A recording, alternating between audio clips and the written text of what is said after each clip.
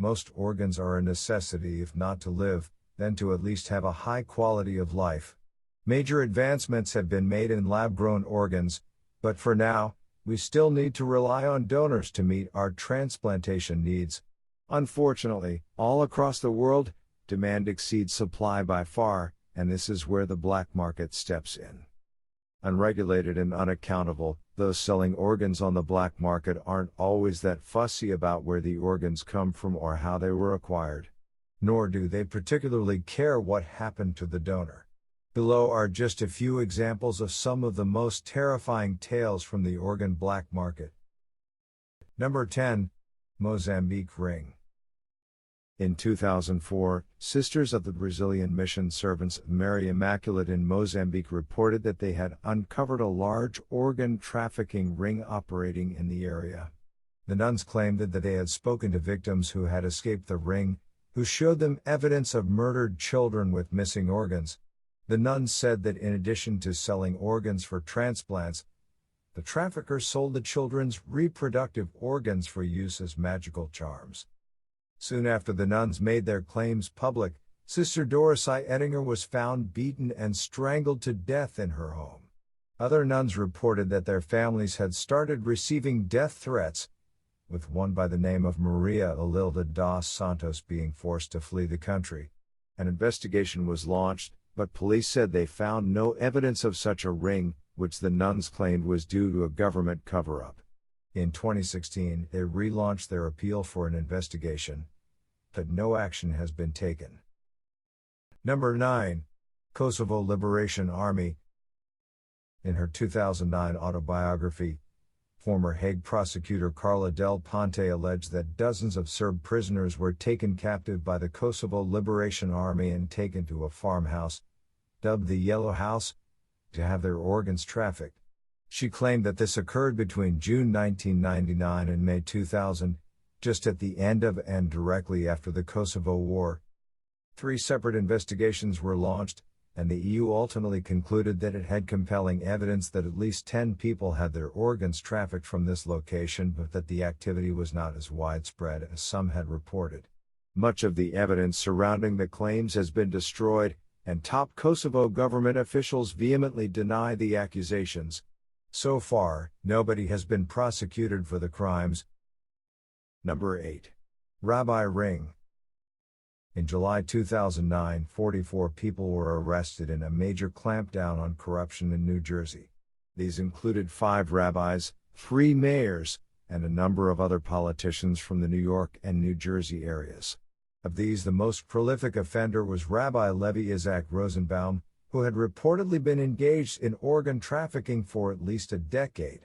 Despite the sale of human organs having been banned in the U.S. in 1984 with the passage of the National Organ Transplant Act, Rosenbaum was the first person to be convicted of this crime. Rosenbaum's modus operandi was to target vulnerable Israeli men and women.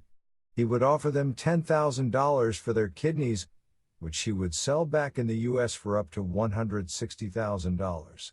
Rosenbaum, who referred to himself as the Robin Hood of kidneys, pleaded guilty in 2011 and served 2.5 years in prison for his crimes. Number 7. Baby sale. In January 2003, undercover police in Italy were working to gather information on drug trafficking when they received an incredibly disturbing offer. When speaking with 3 Ukrainian women, one of whom was a pregnant prostitute, they asked if they were interested in acquiring her 5-month parcel. But the undercover officers weren't given the chance to simply buy the unborn child. They had to bid on it. The initial asking price was €50,000, but the police weren't the only ones who showed up to bid. Apparently, several others came and tried to buy the child for its organs, particularly the heart and liver.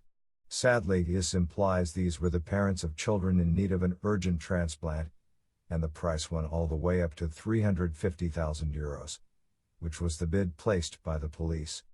The baby was born on May 9th and handed to the undercover officers, at which point the women were arrested. The other bidders were then investigated as well. Police believe the women had possibly sold other children the same way in the past. Number 6. Teen trafficking. In April 2011, a woman by the name of Miss Liu in the Anhui province of China noticed that her son, Xiao Zheng, had somehow acquired a brand new iPhone and iPad.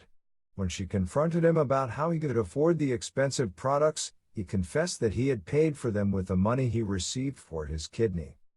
Understandably upset by her son's actions, Miss Liu contacted the police. It turns out Zheng had met someone online who promised to pay him 20,000 yuan for his kidney, and the two met in the city of Chenzhou, about 790 kilometers away. An operation was performed in a local hospital but not by the facility's staff. The hospital said that a private businessman had rented out the area, and police were ultimately unable to locate the man in question. Number 5. Unidentified Somalian girl.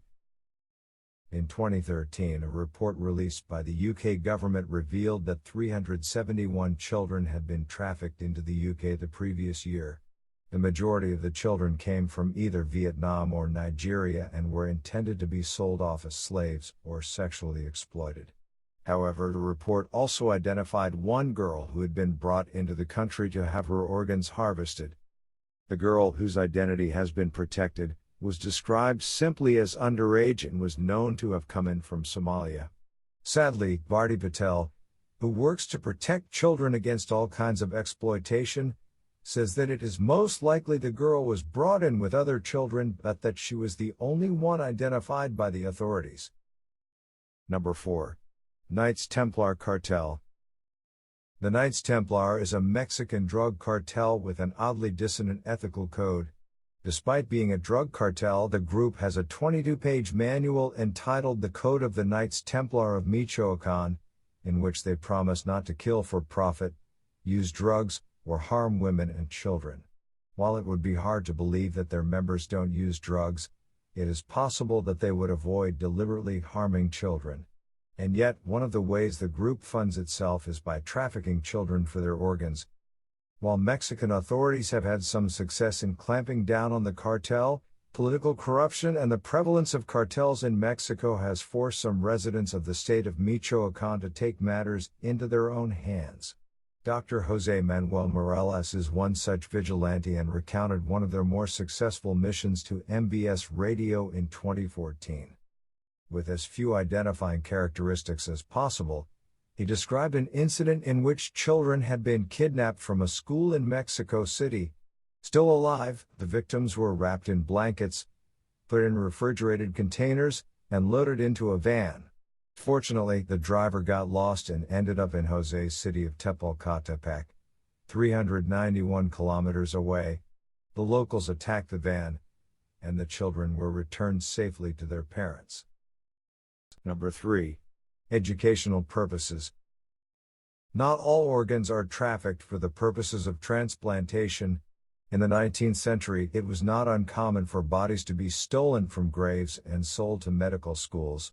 In the 1950s, Einstein's brain was famously stolen and studied against his specific wishes. But if you think the medical standards of the modern day have managed to flush out these unethical practices, think again.